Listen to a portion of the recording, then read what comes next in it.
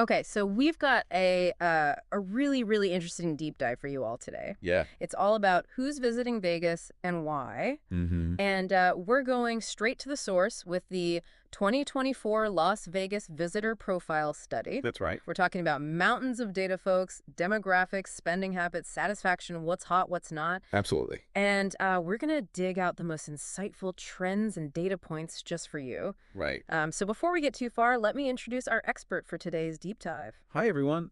I'm excited to dive into this with you. Yeah, so as I mentioned, the 2024 Las Vegas Visitor Profile Study, Right.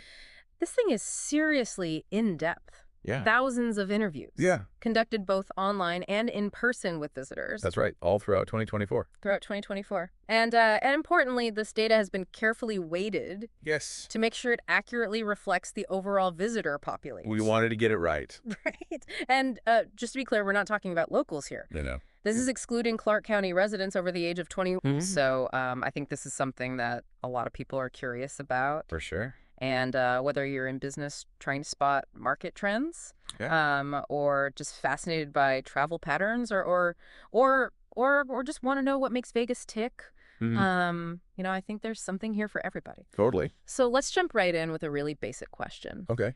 Who is the Vegas visitor in 2024? So right away, what jumps out at us is that we're seeing fewer first-time visitors. Oh, really? Yeah.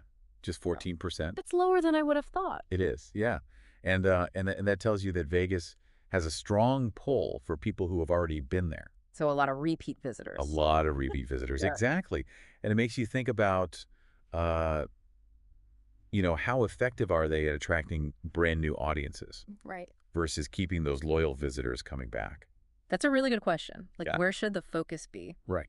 And speaking of repeat visits, Yeah. the study found that the average number of visits in the past year actually decreased a little bit to 1.8 for all visitors and 1.9 for returning visitors. Interesting. So they're returning, but maybe spacing out those trips a bit more. Yeah. What do you think's going on there? Well, it could be a bunch of things. Maybe reflecting broader economic trends or how people are choosing to spend their free time. Right. But it is worth remembering that a good chunk of those repeat visitors, Yeah. something like 43% of them, actually made more than one trip to Vegas in the last year. Wow. So that loyalty is still there. It seems to be a really key characteristic of the Vegas visitor. Okay, so we've got a pretty good handle on how often people are coming back. But let's look at who these visitors are. Right. One thing that really stands out in the study is that Las Vegas is becoming more diverse. Yeah, that's really interesting. We're seeing higher percentages of African American, Asian American, and Hispanic Latino visitors compared to before the pandemic. It's a big change. That's a pretty big shift. And it seems like it has some pretty major implications. Yeah, definitely. The types of experiences and services that are going to resonate, with this evolving visitor base. Absolutely. It really reflects the changing demographics of the U.S. as a whole. Mm-hmm. Businesses that can understand and cater to these diverse groups are going to have a big advantage. Right. Think about entertainment options, dining marketing. Absolutely. Making sure it speaks to a broader range of backgrounds. For sure. Now, the average age of a visitor in 2024 was 43.6 years. Okay. And economically, it looks like they've got some money to spend. A large majority, 86%, are employed. Wow. Over half, 56%, are college graduates. Okay. And 64% have a household income of $100,000 or more. That's significant. And a full 25% are making $150,000 or more. Wow. So a quarter of all visitors. That's a quarter. So this is not, this is a visitor with some disposable income. Right. You're right. And that probably has a big influence on their spending habits. Yeah. And the kinds of experiences that they're looking for. What's the things they want to do? Exactly. Now, we also saw a little decrease in the number of married visitors. Oh, really? Down to 61%. Huh. Do you think that's connected at all to this increasing diversity? It could be. Or maybe just a shift in travel trends? Yeah. Maybe more people traveling solo or with friends. Right, more friend groups. Exactly. Okay, so we talked about the overall demographics, but let's break it down a little bit by generation. Love to. Which I know you're always interested in. Oh, yeah. Always fascinated by the generational differences. So we've got Gen Z. Those are folks between 21 and 27. Okay. They make up about 7% of Vegas visitors. Right. Then we've got millennials. Those are late 20s to early 40s. Mm-hmm. A huge 46%. Almost half. Yeah, almost half. Mm. And then Gen X, mid 40s to late 50s. Oh. They're at 38%. Gotcha. Now, each of these groups has some pretty distinct patterns. Oh, I bet. So tell me about Gen Z. Yeah, so Gen Z, they're more likely to identify as Hispanic, Latino, or Asian, Interesting. and they like to pack their trips. They engage in a wider range of activities. They want to do it all. They want to do it all. Got to see everything. They also tend to visit for specific celebrations, Oh, okay. travel in larger groups, Fun. and they're a little more spontaneous. Okay. They book their trips closer to the date. Last minute planner. It's a little bit more last minute. Interesting. Now, here's the thing, though. Okay. They actually report slightly lower satisfaction overall, Oh, wow. but they're more likely to say they'll return soon. That's kind of a head scratcher. Yeah. What do you make of that?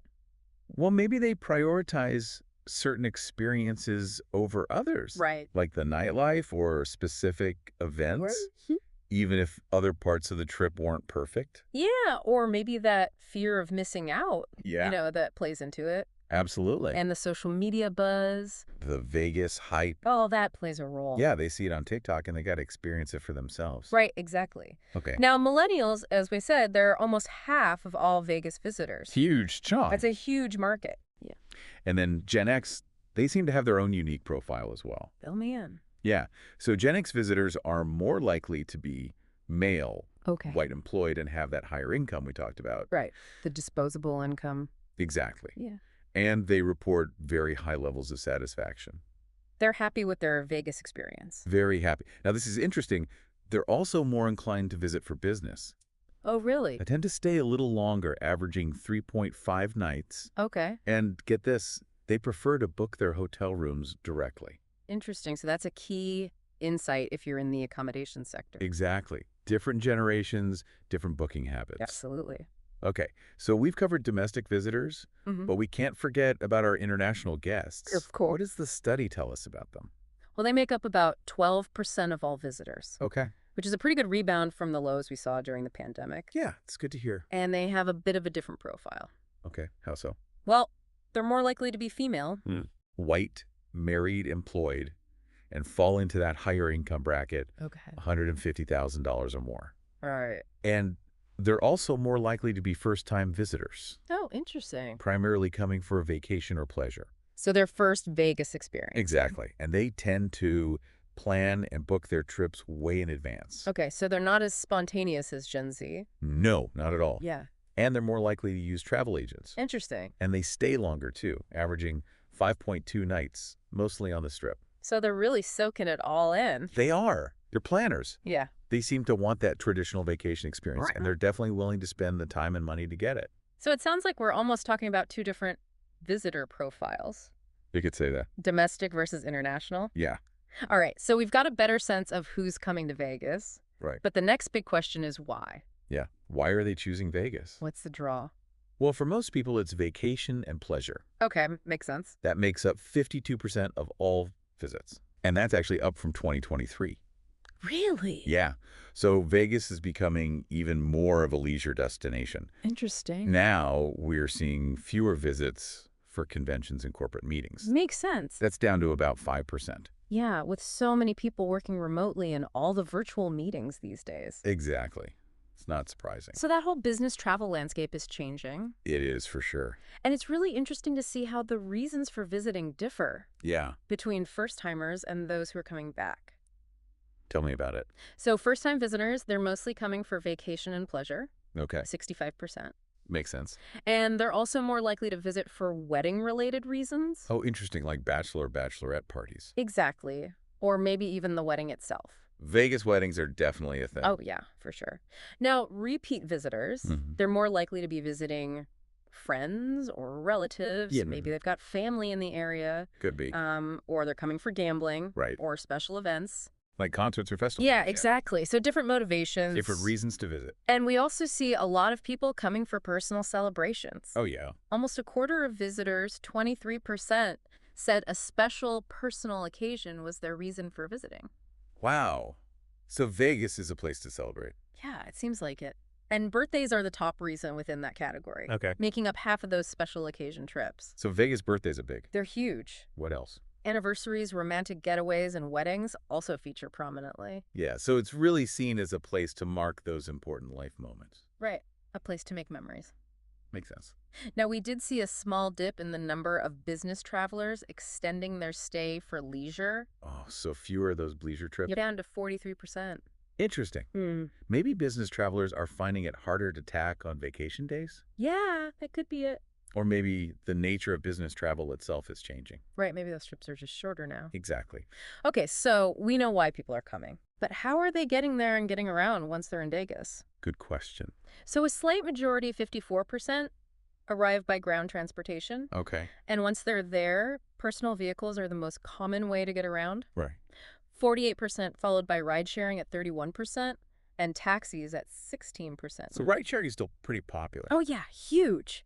And we saw an increase in rental car use. Oh, interesting. Why do you think that is? Well, Vegas is driving distance for a lot of people. Right, especially from Southern California. Exactly. So that ground transportation makes sense. Mm-hmm. But the rise in rental cars, maybe it's because people want more flexibility. Yeah, they want to explore beyond the They strip. fall off the beaten path. Exactly. Or maybe they're worried about ride-sharing availability. Right. Especially during peak times. Surge pricing can get crazy. It can. Mm. So, yeah, it seems like transportation is something to think about. Absolutely. Now it looks like people are being more proactive about planning their trips. Oh, really? Yeah. The majority, 59%, plan their trip more than a month in advance.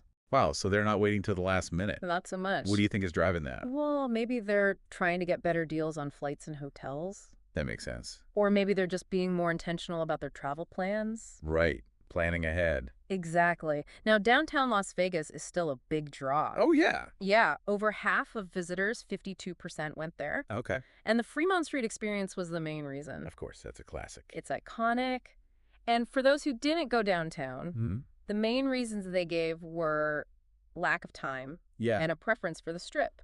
makes sense. So it seems like Vegas offers these distinct experiences Good. within a pretty small area. Yeah. And most visitors seem to stick to those core areas. Yeah, only 11% ventured out to other nearby places. So they're content with what's right there in the city. Exactly. Okay. Okay, let's talk about where people are staying Right. and how they're booking those accommodations. Okay. No surprise here. The vast majority, 91%, are staying in hotels. And the Strip remains the top choice at 69%. That's where the action is. It's the heart of Vegas. Yeah. And when it comes to booking online is king. Oh, I bet. 78% are booking through a website or an app. So that's even higher than before. Way higher. And booking by phone is way down. People just don't do that anymore. Nope. And just like with trip planning, more visitors are booking their accommodations more than a month in advance. So planning ahead is definitely the trend. It is. And those nightly costs are going up. Really? In 2024, the average was a whopping $179.10. Wow. That's a new high. It is high demand and maybe higher prices, too. Probably a combination of both. And the average length of stay also went up slightly to 3.4 nights and 4.4 days, Okay. with an average of 2.2 people per room. So people are staying a bit longer and spending a bit more. They are. Vegas is booming. It sounds like it. Okay, let's talk about gambling. All right, let's get to the heart of Vegas. It's what a lot of people think about when they think about Vegas. So the study found that 78% of visitors gambled during their trip. Okay, so a solid majority. They spent an average of 2.5 hours per day at the tables or slots. Wow, that's a decent amount of time. It is. And their average gaming budget was $820.15. Oh, wow. So up from previous years. Up from previous years. Yeah. People are serious about their gambling. They are. But here's something interesting. What's that? They're actually spending time at fewer casinos on average. Oh, that is interesting. Oh. What do you think's going on there? Well, maybe they're finding a casino they like and sticking with it. Right, finding their spot. Yeah, or maybe they're spending more time on other things, Right. like shows or dining. There's just so much to do in Vegas. There really is. Yeah. And you know those mega resorts? Yeah. They have everything you could possibly want. Right, you could spend your whole trip in one place. Exactly. So maybe that's contributing to it as well. So who's the typical gambler these days? Well, they tend to be younger, Okay. single higher income, Right. visiting for vacation and pleasure, often celebrating birthdays, enjoying the nightlife. Okay. And they're overwhelmingly repeat visitors staying on the Strip. So they know what they like. They do. Okay, so we've talked about gambling, Mm-hmm. but let's talk about how people are spending their money beyond the casino floor. All right, so what are they doing and how much are they spending? Well, food and drink is still a big one. No surprise there. The average spend there is $615.07. Wow. And we saw increases in shopping and local transportation spending as well. So they're getting around and buying things. They are. And if we look at the folks who spent in these areas, Okay. food and drink, shopping shows, and entertainment, and even sporting events, Mm-hmm. all saw increases in the average spend. So people are shelling out more when they do these activities. Exactly. And that diversification of spending, Yeah. it's a big deal for Vegas. It shows how Vegas is becoming more than just a place to gamble. Exactly. But here's the thing. Okay. Fewer visitors actually attended shows and entertainment Oh, really? and paid attractions this year. Compared to last year. So how do we square that with the increased spending? Well, it seems like while fewer people went to these things, Yeah. the ones who did spent more. Oh, interesting. So maybe they're being more selective. Right. Choosing higher priced or more exclusive events Exactly. Or maybe they're just choosing one or two big things. instead of trying to do it all. Yeah. And we also saw a little dip in the number of people going to sporting events. Okay. So a bit of a shift in entertainment choices. Yeah, for sure. All right, finally, let's talk about satisfaction. All right. So how do people feel about their Vegas experience? Well, overall satisfaction is still super high. Good.